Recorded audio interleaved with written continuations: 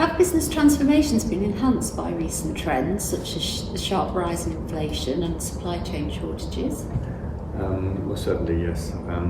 I think we see long-term trends now, mainly out of the supply chain shortages that we have seen over the last months. They will continue, and they will be coming back and forth. We have a huge change in the demography of the Western world, particularly in Europe, which will only start to show the impact.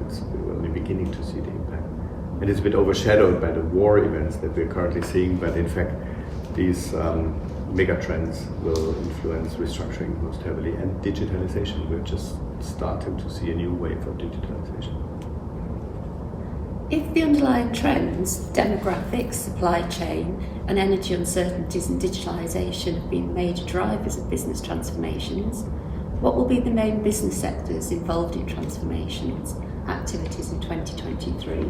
I mean, most certainly still the energy sector, which we have been seeing in the financial and banking sector, insurance sectors. But we may even see a transformation of the industry towards a more war-oriented and military-oriented transformation. The question of what shall we produce, and shall we produce it with a higher priority? The next 6 to 8 months in the Ukrainian war will show us where the whole industry needs to develop, and that may also have an impact on transformations in the middle part of Europe and in the United States. So will demographic trends in the traditional Western world have an impact on working conditions and labour deals with unions and work councils? Yeah, I think we see the end of redundancy, and we will see the beginning of retention as being the key element. Retention, retraining, retrenchment, keeping people in jobs, moving people from one position and job to another new position. But anything around keeping people will be in the core interest of both social partners when negotiating labor deals.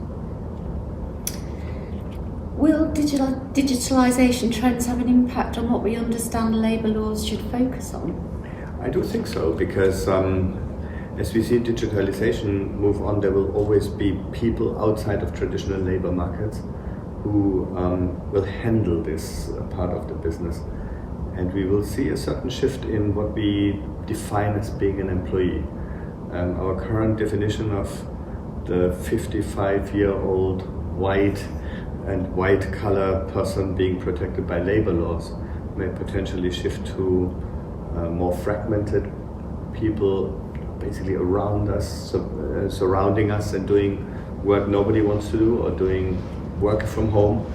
And we will basically have to bring them into the definition of employment protection, and whether we define them as employee or whether we expand the protection to other people. We've seen this in the Uber discussion, but that will be a general trend, I think, in redefining the scope of protection of employment laws. Mm-hmm. So in summary, what's your advice for HR leaders in 2023 in terms of business transformations? Well, I think the first thing is retention. The second thing is gain personal know-how on social media. Not only talk about it, but be super active in communicating on social media rather than traditional media with your employees, and really cross all boundaries that you can think of. The third one will be increase digitalization rate. I can see companies having to increase their digitalization rate by more than 30% just of the pure lack of people. Mm-hmm. And maybe last, start getting interested in human rights aspects of your supply chain.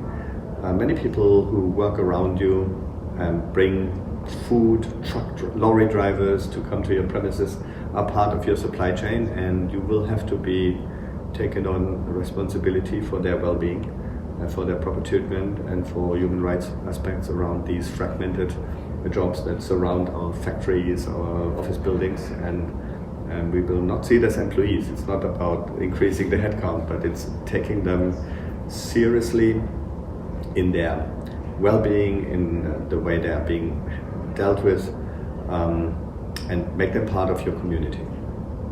Right. Thank you. Thank you.